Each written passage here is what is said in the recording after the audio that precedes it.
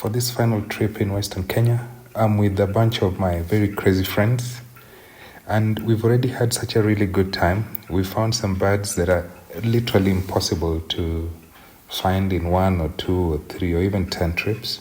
Speckled breasted woodpecker, also known as the Uganda woodpecker, and just getting clear photos of this has been really nice. At the same time, we found a twin spot that's very hard to see as well. It's called a brown twin spot, and just spending time with that was awesome. And then getting into Elgon, Mt.Elgon, where we are right now, grey-winged robin, grey-winged accolade. It's been a really nice find as well. And just as we were getting in, one of the things we really wanted to find was take pictures of a western crested guineafowl. And I've camped in Tinderet, in many places looking for this guineafowl, and it's just impossible to see them this easily. So I've been to Mt.Elgon severally, but this is the first time I managed to get a clearish photo of a guineafowl. But the big objective is to get 2 birds. One is called a spotted creeper, and the other is to go up into the Moorlands to find what is called a Elgon Francolin. And as we drive up, a couple with a baby, with a young kid, they stop us and they tell us there's a big fire. We'd heard about the fire, but we thought it had dissipated. At the gate, they'd actually told us the fire had been controlled, but when we reached up, it was completely raging. Okay, Timo, let's go.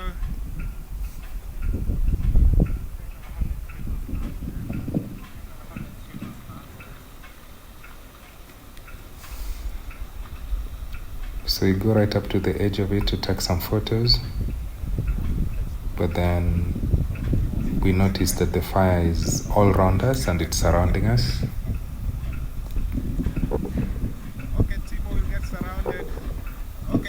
get surrounded.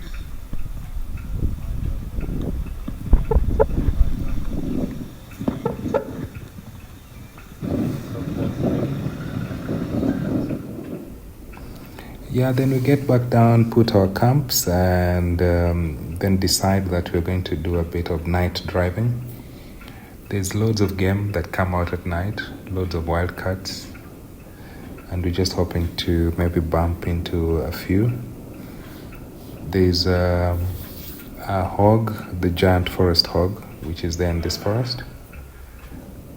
And all that we end up finding is a barn owl, which was quite nice. And then seeing lesser galagos jumping up from one tree to another. They are moving too quickly for any kind of photograph. So just taking a quiet night drive.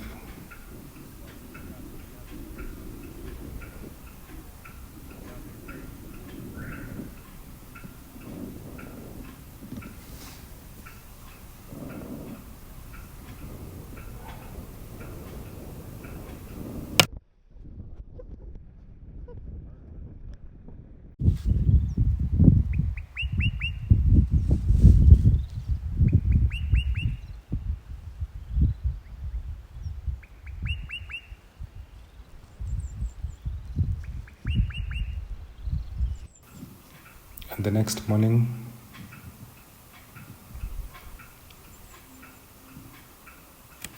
getting that Doherty's bushshrike was quite nice. And then the first spot was to look for the spotted creeper. There's only one known spot in Kenya where you can find a spotted creeper, and it's somewhere in West Pokot.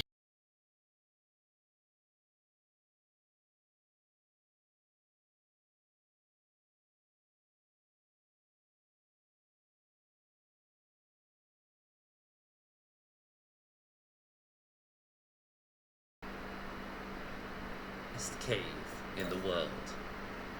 The mountain is spooky. Okay.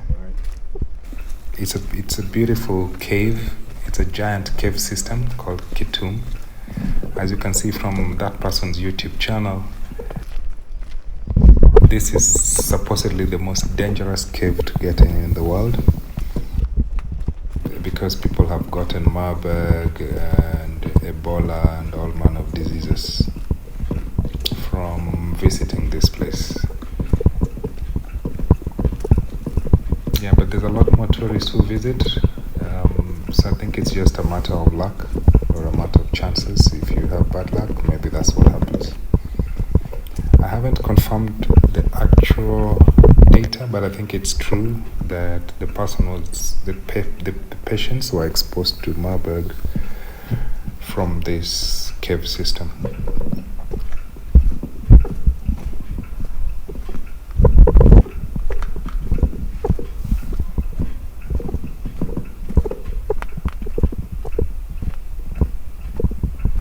It's pretty beautiful, as you can see.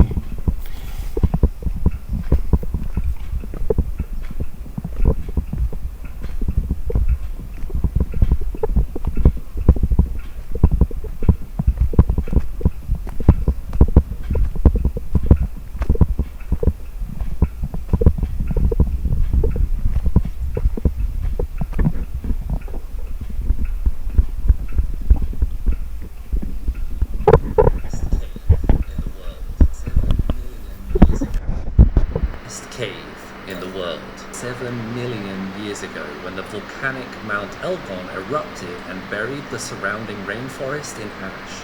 Kitum Cave, in essence, is a rainforest that has been encased in solidified volcanic ash and lava flows. But it gets weirder, in what honestly sounded pretty ominous when I first read it. For hundreds, if not thousands of years, animals have travelled into the cave in the dead of night. They are driven there by the very nature of the cave itself. Its volcanic origins mean that the cave walls are densely packed with salt and mineral deposits, which are vital to the local animal life. But what's truly strange is that it's the largest visitors to this cave that are actually responsible for how large the cave system has become. Those visitors.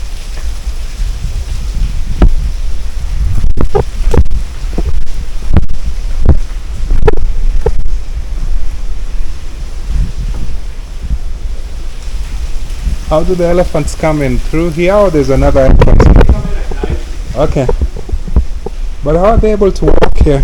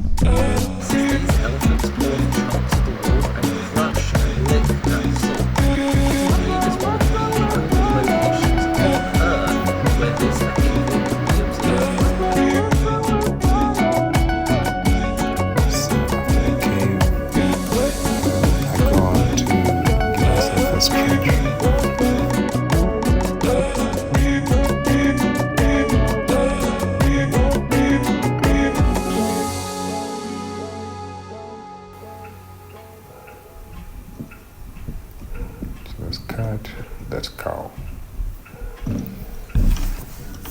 Yeah, so we think maybe the elephant fell there at some point in the past, and then the skull got preserved by the wardens.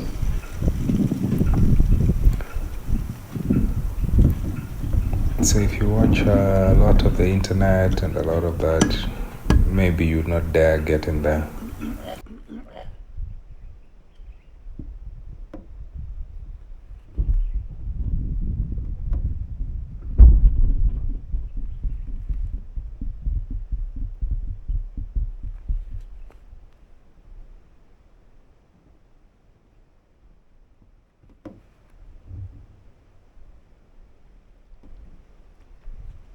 Oh.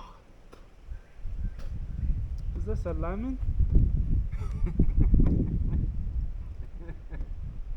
This is not edible. Has anyone tried one yet? I hope the lemons. I love them in tea. I thought they were orange. Are they lemon? They were supposed to be oranges.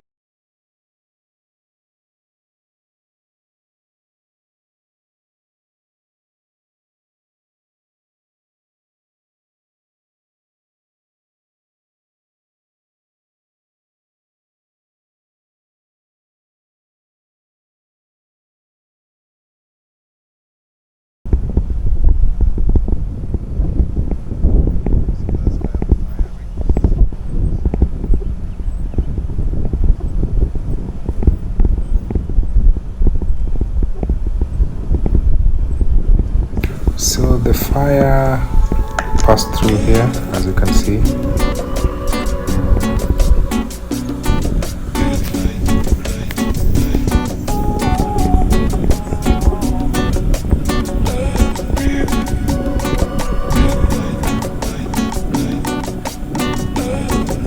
And today we were able to go up, which is good news. I mean, we were a little concerned that the fire would stop us from going all the way up.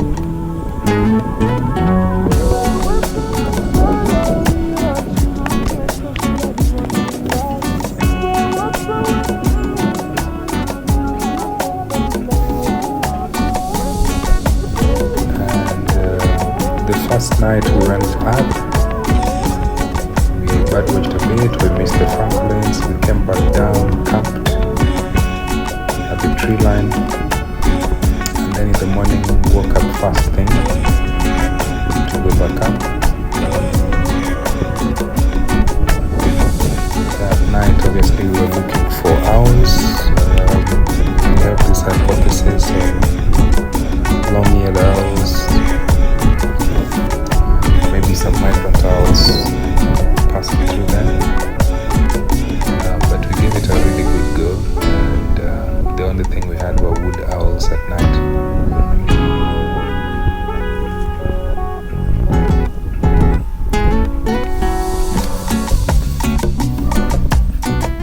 So after a bit of search, and just as we were beginning to give up,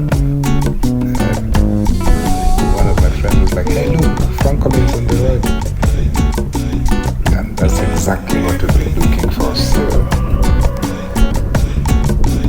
I think these are some of the best views of a Francolin I've had in Kenya.